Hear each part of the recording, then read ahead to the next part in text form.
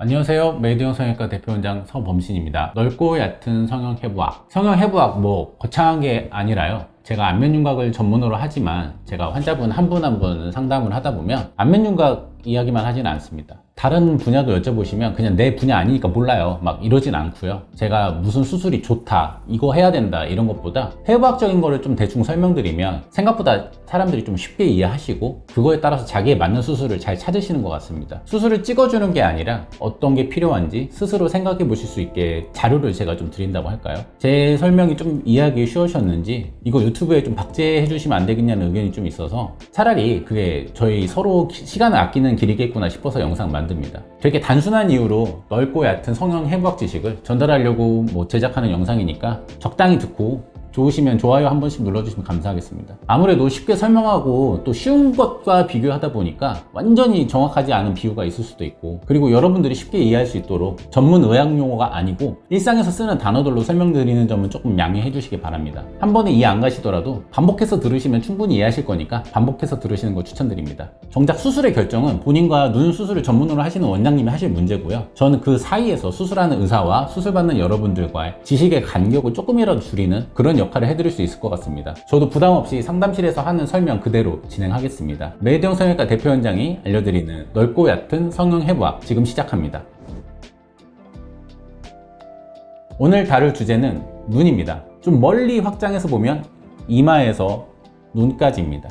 이마와 눈은 뗄래야 뗄 수가 없거든요. 우리 이마 거상술이라는 수술이 있습니다. 근데 눈에서 이따가 눈썹 파 거상술이라는 것도 설명할 건데 이마 거상술 이름이 좀 헷갈립니다. 왜 헷갈리냐면 예를 들어 다른 데 수술들 보면 이름이 보통 가슴 확대술, 복부 거상술, 안면 거상술, 코성형술, 흉터 제거술, 광대 축소술 이렇게 수술하는 목적, 이 목적이 이름이 되는데 눈에서의 거상술만 붙은 녀석들이 이상하게 수단이 이름이 됩니다. 무슨 얘기냐면 이마 거상술은 실제로 이마를 당기지만 결국 당겨지는 것은 눈썹이거든요. 눈썹을 당기기 위해 이마를 당기는데 이름은 이마 거상술이에요. 수단이 이름이 되어버렸습니다. 아무튼 사람들이 이름을 좀 헷갈려 하다 보니까 이마 거상술을 생각보다 잘 모릅니다. 이거 생각보다 되게 괜찮은 수술이거든요. 또 이 녀석 이름 때문에 억울한 이유가 있는데 거상술 왠지 그러면 중년 이상이나 하는 수술 같지만 이게 은근히 20대도 많이 하는 수술이거든요. 20대한테 이마 거상술을 막 부추기는 게 아니라 오히려 20대가 해도 괜찮은 수술이기도 합니다. 왜냐하면 여러분들이 이마를 손으로 잡고 이렇게 올려볼까요? 이마가 올라가면 눈썹도 올라가고 눈이랑 눈썹 사이도 멀어지고 쌍꺼풀도 조금 커지는 것 같습니다. 모두 다 그렇다는 게 아니라 그런 사람들이 좀 은근히 많습니다. 원래 눈썹이 위에 달렸었는데 나이가 들면서 아래로 내려간 게 아니라 처져서 내려간 게 아니라 그냥 원래부터 눈썹이 아래로 내려와 있는 거예요. 저한테 상담받는 분들 중에 저 윤곽 말고 뭐 하면 괜찮을까요?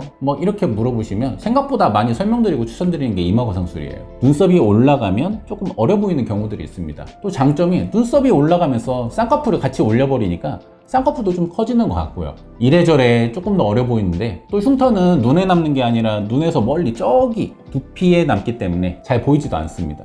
그런데 이 헷갈리는 이름 때문에 사람들이 이마 거상술을 찾지 않게 되고, 제가 볼 때 이마 거상술이 더 적합한 분들이 상안검 수술이나 다른 수술들을 하시게 되는 것 같습니다. 세상의 모든 것들은 그래서 이름이 중요합니다. 그렇지만 이 영상을 보시는 분들은 그 이름에 대한 본질을 좀 이해하셨으면 좋겠습니다.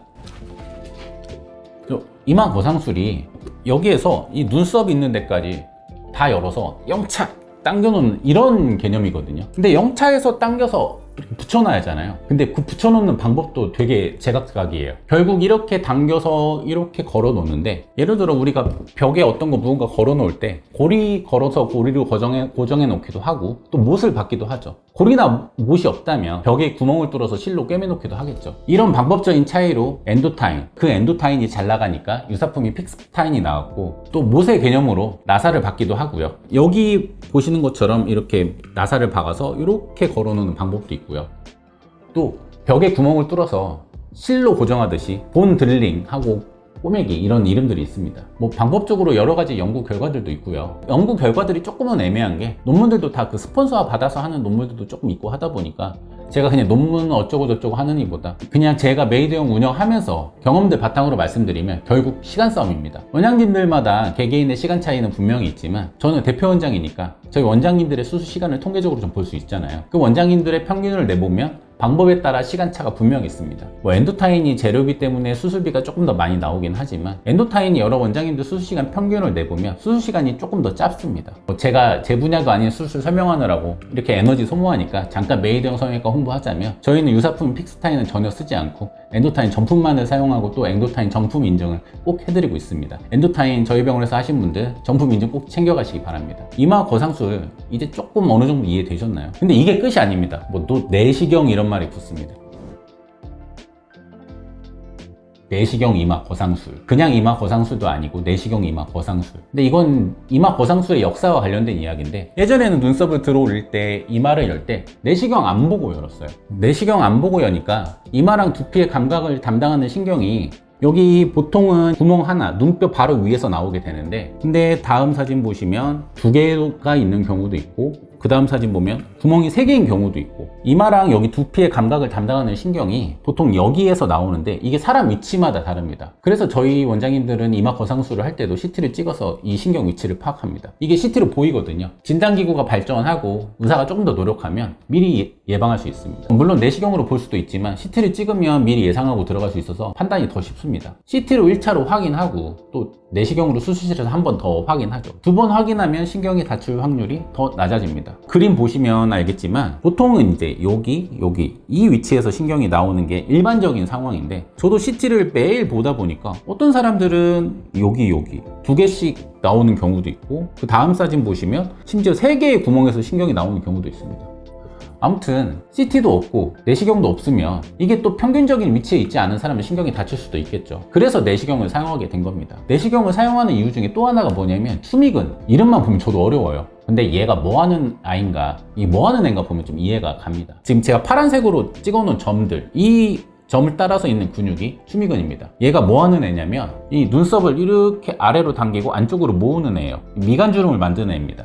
근데 이 녀석이 문제였어요. 실컷 수술을 해서 올렸는데 이 녀석이 계속 아래로 당기는 거죠. 아무리 위로 들어서 고정을 잘 해놔도 얘가 계속 아래로 당겨요.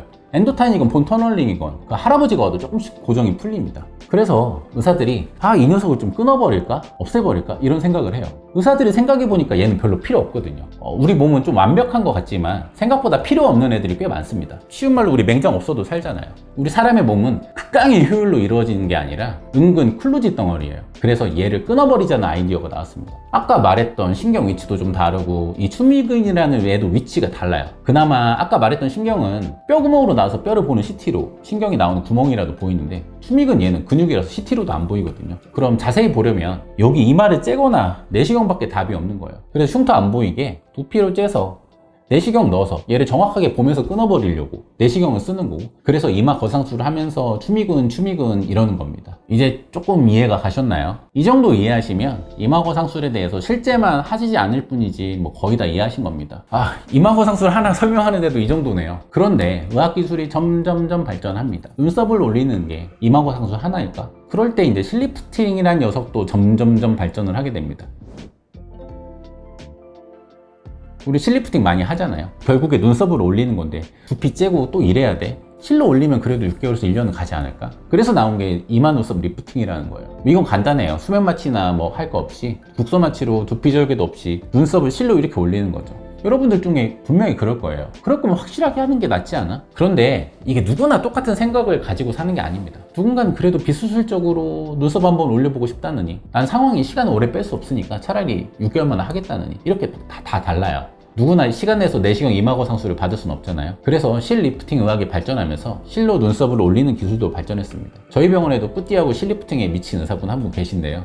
그분이 많이 하는 시술입니다. 저희 병원에서 많이 하는 시술이지만 뭐 이 정도로 설명 마치겠습니다. 이제야 눈썹 위쪽 설명 끝났습니다. 이제 제가 진짜 중요하게 설명할 부분 말씀드릴게요.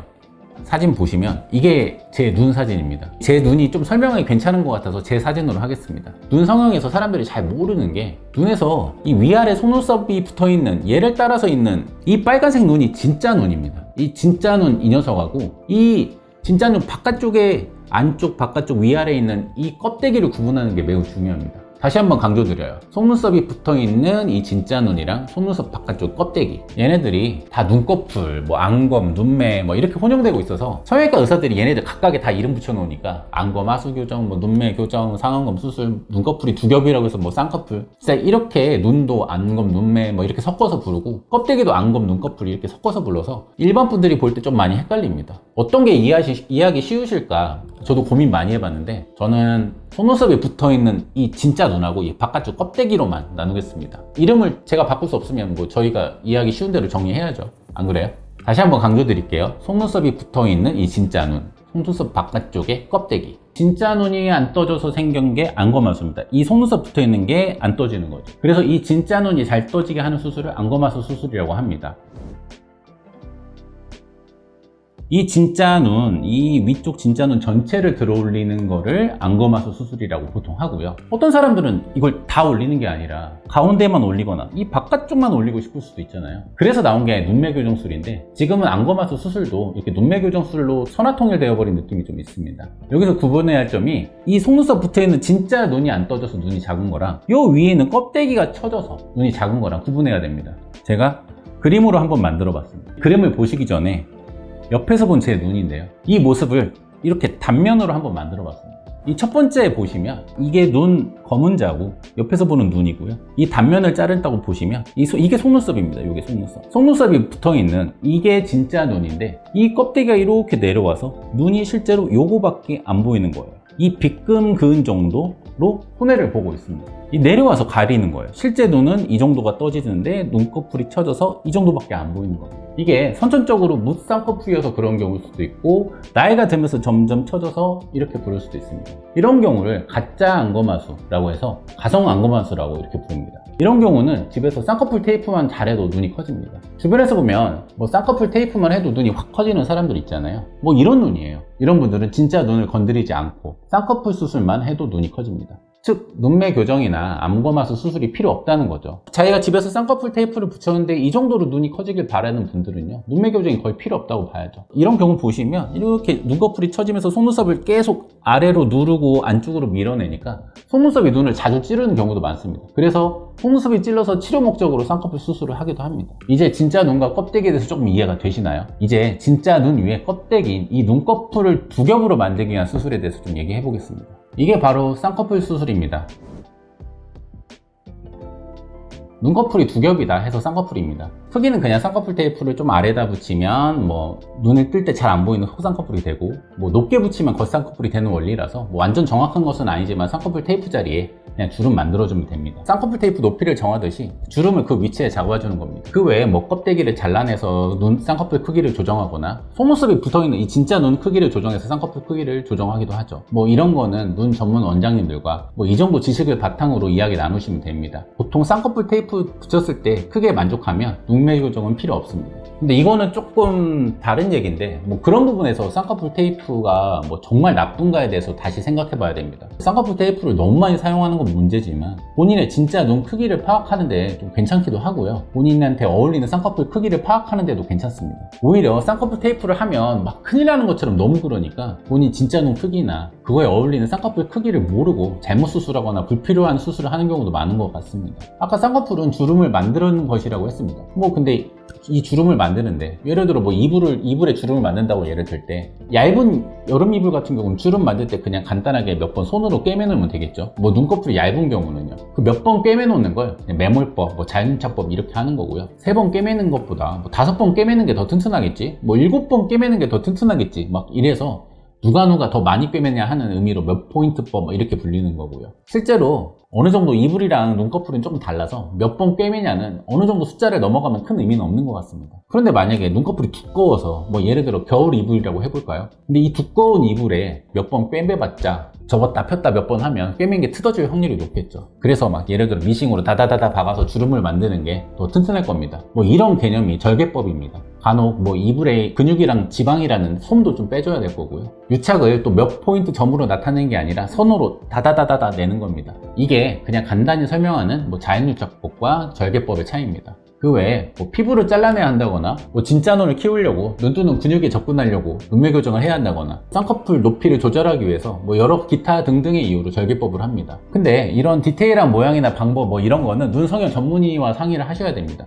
이런 해부학적인 부분을 이 정도만 이해하셔도 본인 상태를 이해하는 데 도움이 많이 될 거라고 생각합니다. 이렇게 눈꺼풀을 두 겹 만드는 게임을 하는 게 쌍꺼풀 수술이고요. 그 다음은 껍데기 처짐을 개선하는 겁니다. 진짜는 이 위쪽 껍데기 처짐을 개선하는 게 상안검 수술, 이 아래쪽 껍데기 처짐을 개선하는 게 하안검 수술입니다.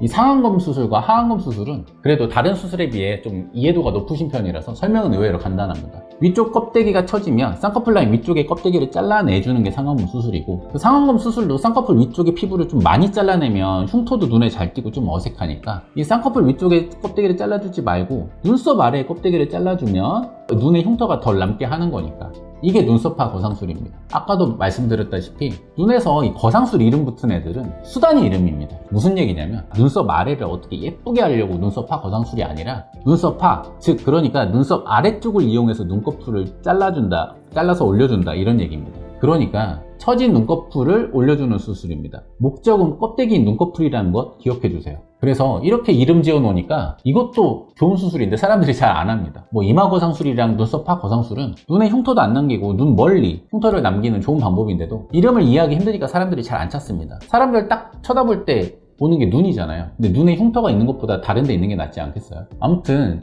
그 좋은 거에 비해서 이름이 덜 알려진 것 뿐이지 그렇다고 만능의 수술은 아니니까 또 너무 좋아하지 마시고 뭐 이 정도의 수술이 있구나 하시면 될 것 같습니다. 그리고 하안검 수술인데요, 여기 진짜 눈 아래쪽 이 껍데기 부위입니다. 여기는 불룩하게 지방만 많으면 눈 밑 지방 제거, 지방이 많고 고랑에 파여 있으면 눈 밑 지방 재배치, 우선 이런 수술이 있습니다. 저도 40대 중반에 접어드니까 이 눈 밑이 점점 불룩해지는 게 점점 수술을 할 때가 온다고 느껴지는 수술입니다. 제 사진을 보시면 이제 저도 고랑이 조금씩 파이기 시작하죠. 근데 피부가 딱히 처지거나 하지는 않았고요. 만일 제가 수술 받는다면 눈 밑 지방 재배치가 좋겠습니다. 저는 조금 더 심해지면 하려고 좀 아껴놓고 있습니다. 이 눈 밑 지방 제거나 눈 밑 지방 재배치 이 두 개는 여기 눈 뒤집어 까고 여기 빨간 살 여기 있죠, 결막지에서 수술하니까 눈의 바깥에 흉이 안 남습니다. 그리고 이 근육이랑 피부가 처져서 껍데기를 조금 잘라줘야 하면 하안검 수술 이렇게 분류됩니다. 근데 속눈썹 바로 밑에 있는 이 부위는 피부가 엄청 얇아서 생각보다 흉이 잘 안 남습니다. 이렇게 진짜 눈과 껍데기 구조를 알아봤습니다. 진짜 눈, 껍데기, 저도 표현이 좀 저급하다고 생각을 하는데 그래도 여러분들 무시해서 뭐 이러는 게 아니라 진짜 이렇게 설명 안 하면 이름이 하도 뒤죽박죽이라서 누가 제발 이 이름 좀 정리해서 다 통일되면 좋은데 눈수술이 막 마케팅하고 네이밍 전쟁이 제일 심한 부위이기도 하고 또 이렇게 설명하지 않으면 설명이 너무 어려워져서 그러니까 여러분들 막 무시해서 표현 저급하게 한다고 생각하지 마시길 바랍니다. 저도 성형외과 해부학 배울 때 눈이랑 이름이랑 수술 이름이랑 해부학 이름이랑 매칭이 안 돼서 고생했던 기억이 좀 있습니다. 아무튼 제가 여기서 뭐 진짜 눈 껍데기 이랬다고 다른 데 가서 서범신 원장이 막 이렇게 얘기했다고 이야기하시면 안 되고요. 여러분들 이해하는 데만 도움이 되시길 바랍니다. 그 다음에는 드디어 트임, 이 녀석이 남았네요. 트임은 사방 트임이래서 앞트임, 윗트임, 뒷트임, 밑트임 이렇게 네 부위가 있는데 우선 해부학적으로는 앞트임, 윗트임 한 묶음, 뒷트임, 밑트임 이렇게 뭐 나눌 수 있습니다. 이제 진짜 눈 껍데기 구별하실 테니까 그냥 설명드릴게요. 앞트임, 윗트임은 진짜 눈을 키우는 게 아니라 눈 안쪽 여기 껍데기를 이렇게 어떻게 잘라내고 필요하면 잘라내고 절개하고 다시 배치해서 이 진짜 눈 안쪽을 가리는 껍데기를 조정하는 수술입니다. 자세한 원리나 필요성은 역시 눈 성형 전문의에게 들으시길 바라겠고요. 해부학적으로는 뭐 안쪽이나 위쪽으로 껍데기 이렇게 들어 올렸을 때 눈이 커지고 시원해지시는 분들이 받는 수술입니다. 뭐 해부학적인 건 이 정도입니다. 껍데기 수술이다 이게 다예요. 그래서 뭐 앞트임, 윗트임 수술은 뭐 거의 천하통일되다시피 해갖고 병원마다 수술 방법이 거의 똑같다고 보셔도 됩니다. 결국 껍데기를 조정해서 감춰진 눈을 찾는 수술입니다. 진짜 눈을 직접 키우는 수술은 아닙니다. 이런 면에서 껍데기에 가려진 진짜 눈을 찾는다는 면에서 아까 설명드린 가성 안검하수도 일맥상통한 면이 좀 있습니다. 가성 안검하수도 눈매 교정 없이 간단한 쌍꺼풀 수술로 진짜 눈 크기를 찾아주는 거였잖아요. 그럼 이 뒷밑트임인데 이 부위는 또 진짜 눈을 다루는 수술입니다. 아까도 뭐 진짜 눈을 다루는 수술이 있었는데 뭐였죠? 안검하수 수술이랑 뭐 눈매 교정 수술 이렇게 있었죠. 그 다음으로는 진짜 눈을 다루는 수술이 이 뒷밑트임 수술이 있습니다. 이 뒷밑트임도 두 부류가 있는데 이거를 눈이라고 봤을 때 이게 바깥쪽이라고 봤을 때 이 뒷밑 쪽을 가위로 터서 실제 면적을 넓혀주는 방법도 있고 이거를 실제로 트지는 않고 다른 부의 면적을 살짝씩 빌려와서 귀 밑쪽으로 내려주는 방법이 있습니다. 이 진짜 눈은 단단하니까 실제로 늘어나진 않고 다른 부위의 면적을 좀 빌려올 수밖에 없거든요. 뒷 밑쪽을 터주면 여기를 꼬매야 되니까 보통 실밥이 있고요. 트지 않으면 실밥이 없으니 이 두 방법의 차이는 실밥이 있냐 없냐 이걸로 나눌 수 있습니다. 눈 성형술 어렵죠?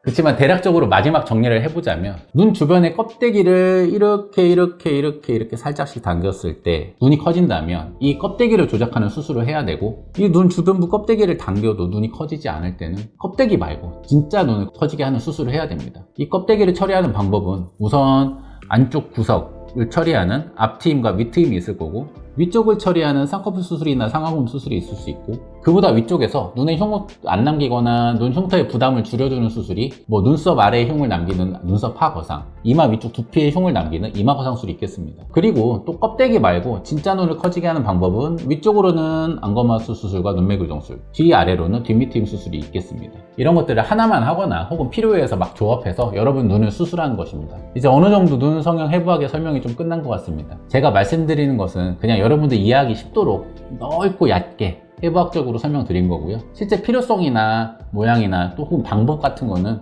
눈수술 전문으로 하시는 성형외과 전문의에게 상담 받으시길 바라겠습니다. 넓고 얕은 성형 해부학, 오늘은 눈 성형 편이었습니다. 많은 도움이 되시길 바라겠습니다. 오늘도 영상 시청해 주셔서 감사합니다.